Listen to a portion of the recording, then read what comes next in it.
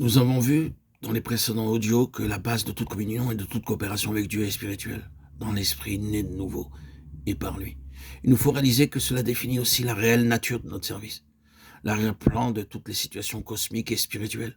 Derrière les choses visibles, il y a des choses invisibles. Les choses qui sont apparentes ne sont pas les choses extrêmes. Le monde entier est soumis à la puissance du malin. 1 Jean 5,19. Il y a une hiérarchie spirituelle qui, avant que ce monde fût, s'est révoltée contre l'égalité du Fils avec le Père sur le trône.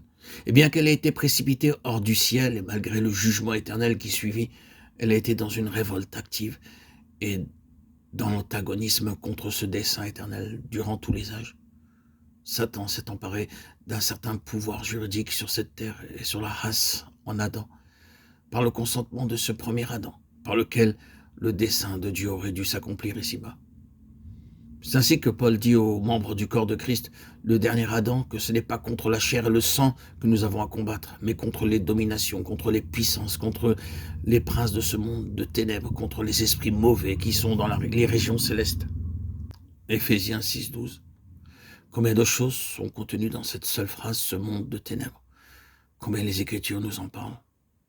Il est toujours nécessaire, fondamental, d'avoir les yeux ouverts pour en être émancipé, pour leur ouvrir les yeux afin qu'ils passent des ténèbres à la lumière et de la puissance de Satan à Dieu, et qu'ils obtiennent par la foi en moi la rémission des péchés et leur part d'héritage avec ceux qui ont été sanctifiés. Acte 26, 18.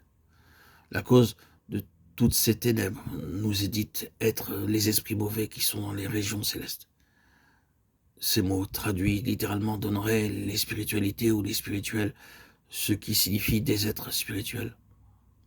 Mauvais.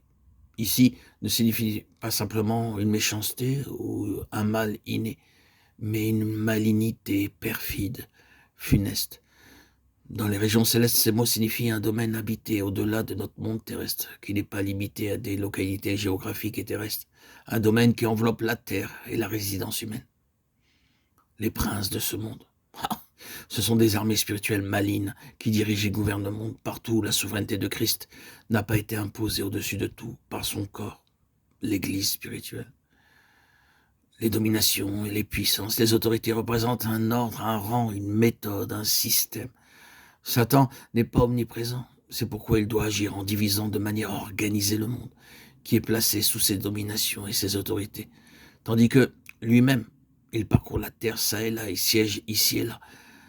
Satan répondit à l'Éternel, « Je viens de parcourir la terre et de m'y promener. » Job 2,2.